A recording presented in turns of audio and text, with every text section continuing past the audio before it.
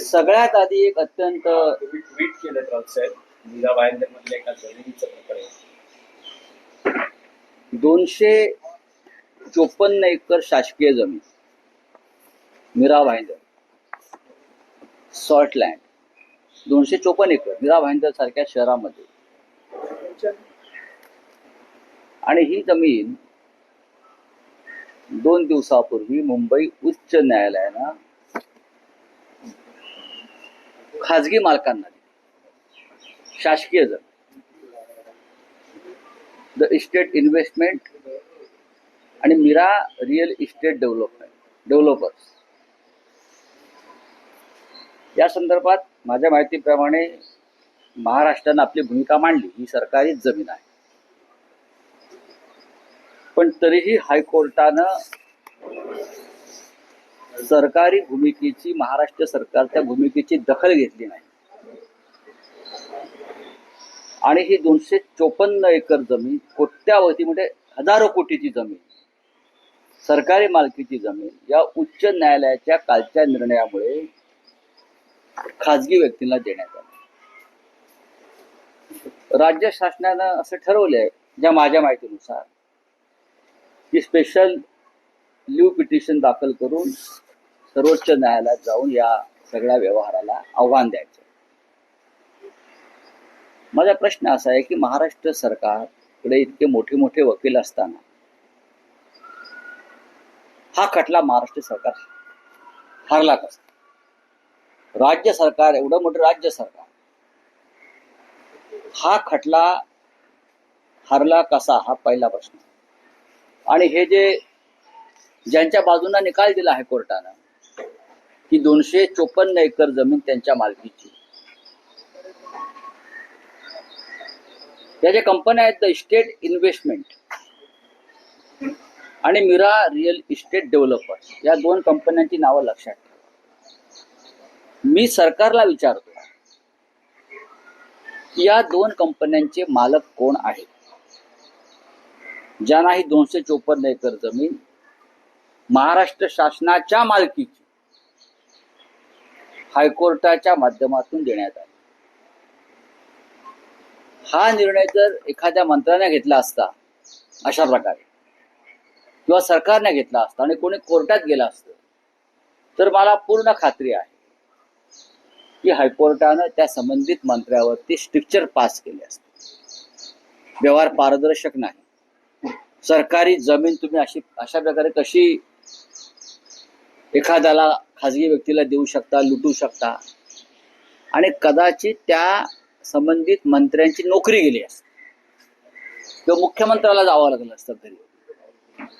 पण हायकोर्टानं, हायकोर्टाच्या एका बेंचनं ही जमीन सरळ 2 बिल्डर्सना मोफत दिलेली आहे. मी महाराष्ट्र सरकारला आवाहन करेन, ही महाराष्ट्राची जमीन आहे, राज्याच्या जनतेची जमीन आहे.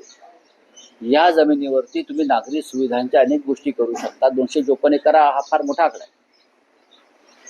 तर ही जमीन तुम्ही काही करून परत ताब्यात मिळवा. ही महाराष्ट्राची लँड आहे. आणि हे बिल्डर कोण आहेत, हे जे या कंपन्या आहेत की मीरा रिअल इस्टेट आणि इस्टेट इन्व्हेस्टमेंट, या दोन्ही कंपन्यांचे मालक, त्याच्यावरचं संचालक मंडळ, आणि यांना ही जमीन मिळावी म्हणून कुठून विशेष प्रयत्न झाले, याची माहिती महाराष्ट्र सरकारनं, विशेषतः राज्याच्या महसूल मंत्र्यांनी, आमच्या चंद्रशेखरजी बावनकुळे यांनी जनतेसमोर आणावं. बावनकुळे साहेब काल स्वतः या विषयावर जेव्हा त्यांना विचारलं, तर ते म्हणले की आम्ही स्पेशल लीव्ह पिटिशन SLP दाखल करून सुप्रीम कोर्टामध्ये या न्यायालयातल्या या आजच्या निर्णयाला आम्ही आव्हान देतो. ही चांगली गोष्ट आहे. सरकार प्रयत्न करत आहे किंवा सरकार लढत आहे. पण तरी सुद्धा हे 2 महावीर कोण आहेत, ज्यांना 254 एकर जमीन न्यायालयाच्या माध्यमातून अंधण देण्यात आलेली आहे. अंधण आम्हाला साधं 10 फुटाचं कोणी घर देत नाही गरीबाला. धारावी वाशीय लढतायत. झोपडपट्टी पुनर्वसन प्रकल्पामध्ये अनेकांना घरं मिळालेली नाहीत. जमिनींचे डिस्प्यूट चालू आहेत. आणि एका झटक्यात 254 एकर जमीन महाराष्ट्र सरकारची 2 इस्टेट कंपन्यांना दिली जाते. तो पण न्यायालयामध्ये महाराष्ट्र शासनाचा पराभव होतो. या खटल्यामध्ये हा पराभव जाणून बाजून स्वीकारलाय. हार कोणाला तरी फायदा व्हावा म्हणून असाही लोकांच्या मनात प्रश्न निर्माण होऊ शकतो की सरकारच हरलाय, हरवून घेतला स्वतः 254 एकर जमिनीसाठी. पण मला तसं वाटत नाही. सरकार प्रामाणिकपणे प्रयत्न करते माझ्या लक्षात आलंय. त्याच्यामुळे राज्याचे मुख्यमंत्री देवेंद्र फडणवीस आणि महसूल मंत्री चंद्रशेखरजी बावनकुळे यांनी या महाराष्ट्राच्या जमिनीसाठी सुप्रीम कोर्टापर्यंत लढाई करावी अशी माझी त्यांना विनंती आहे. हे 2 कोण आहेत, काय नाव आहे त्यांची? राज्याकडनं नावं येऊ नाही तर मी देतो. राज्य सरकार यांच्या विरुद्ध लढले. नाही, पण राज्य सरकारला ह्या संदर्भातली सगळी नावं जाहीर करू द्या. राऊत साहेब, तुम्ही म्हणता की सरकार प्रामाणिकपणे लढलं या प्रकरणामध्ये, लढेल अशी मी अपेक्षा करतो सुप्रीम कोर्टामध्ये. आता जे हरलं, संशयास्पद भूमिका कोणाची आहे? कमकुवत कमकुवत वकील नाही देणारं सरकार. बघा, सगळ्यात आधी संशयास्पद भूमिका न्याय व्यवस्थेची. हा. जर एखाद्या मंत्र्यानं किंवा मुख्यमंत्र्यानं हा निर्णय घेतला असता अशा प्रकारचा जमीन वर्ग करण्याचा खासगी मालकांना आणि कोणी कोर्टात गेला असते तर सगळ्यात आधी न्यायालयानं या संपूर्ण प्रोसेसला स्टे दिला असता, सुनावणी झाली असती आणि त्या सुनावणी दरम्यान न्यायालयानं संबंधित मुख्यमंत्री, संबंधित मंत्री, अधिकारी यांना आरोपीच्या पिंजरात उभं केलं असतं, त्यांच्यावर ताशेरे मारले असते, कदाचित त्यांच्या नोकऱ्या घालवल्या असत्या मंत्र्यांच्या.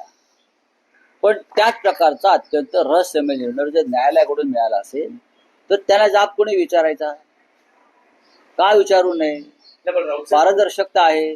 तुम्हाला काय वाटतं की न्यायालयानं हा निर्णय देण्यामागचा हेतू काय असू शकतो? नाही, हेतू अनेक. आता सध्या न्यायालयामध्ये काय चाललंय देशभरात तुम्हाला माहितीच आहे. निवृत्त झाल्यावरती मुख्य न्यायाधीशच सांगतात की न्यायालय कशा प्रकारे दबावाखाली काम करतात, न्याय व्यवस्थेला कशी वाळवी लागलेली आहे, मुख्य न्यायाधीशच सांगत असतात आमचे ना. मला संशय आहे याच्यामध्ये काहीतरी न्यायालयाच्या आणि कायद्याच्या चौकटीत राहून मोठा घोटाळा झालेला आहे. 10,000 कोटीची जमीन, एवढंच मी सांगतो. किमान 10,000 कोटीची ही सरकारी याचं मूल्य आहे. 10,000 कोटी सरकारी मूल्य आहे. न्यायमूर्ती कोण आहेत याची काही कल्पना आहे? न्यायमूर्तींचं नाव घेणं मी योग्य नाही, पण तुम्ही ते शोधू शकता या खटल्या संदर्भात. नाही, मी त्यांना विचारलं की हा असा निकाल आपल्या सरकारच्या विरुद्ध लागलेला आहे. ही आपली जमीन आहे 254 एकर.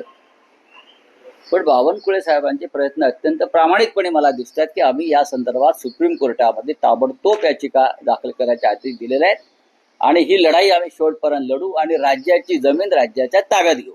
न्यायालयाचा विषय निघाला आहे म्हणून काल मेधास सोमय्या यांनी सेशन्स कोर्टने जे तुमचं निर्दोषत्व आहे त्याला आव्हान दिलेलं आहे.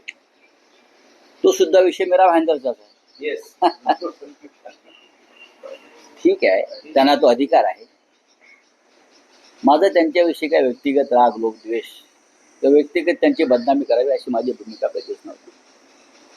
माझ्यासमोर जी माहिती आली सरकारी माध्यमात, विधानसभेत झालेली चर्चा, विधानसभेत विचारलेले प्रश्न, त्या संदर्भात मी माझी भूमिका मांडली.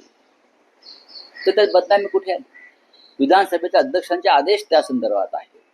मीरा भाईंदर महानगरपालिकेच्या काही सूचना त्या संदर्भात, काही अहवाल आहेत, त्या विषयावर जर मी मत व्यक्त केलं तर त्यात बदनामीचा विषय येतो कुठे?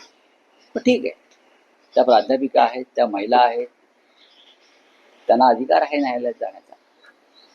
पण माझगाव न्यायालयानं तुम्हाला शिक्षा ठोठावली, ती चुकीची होती. कारण मी जे तुम्हाला सांगतोय की माझं स्वतःची माहिती काहीच नाही. त्यात ज्या विषयावर विधानसभेत चर्चा झाली आहे, मीरा भाईंदरचा जो काय टॉयलेट घोटाळा आहे तो विधानसभेत चर्चा झाली, विधानसभेत प्रश्न विचारले. मीरा भाईंदर आणि या भागातले स्थानिक आमदार प्रताप सरनाईक यांनी चौकशीची मागणी केली आहे कागदोपत्री. त्यांनी काही पुरावे दिले, त्यांनी लक्षवेधी मांडली, त्याच्यावर मी बोललो, त्याच्यावर मी भूमिका मांडली की काय आहे, काय व्हायला पाहिजे. तर ही बदनामी कशी होऊ शकते? पण ठीक आहे, त्यांना असं वाटलं असेल तर त्या न्यायालयात गेल्या, मग आम्ही वरच्या न्यायालयात गेलो, आता ते अजून वरच्या न्यायालयात गेल्या, सुप्रीम कोर्टात जातील, मग इंटरनॅशनल कोर्ट्स आहेत, खूप कोर्ट्स आहेत, नाही तर ट्रम्प आहेतच आमचे. महाराष्ट्रातील ताज्या बातम्यांसाठी बघत रहा टाइम्स टुडे टीव्ही. सोबतच शेअर करा, सबस्क्राईब करा आणि बेल आयकॉन प्रेस करा.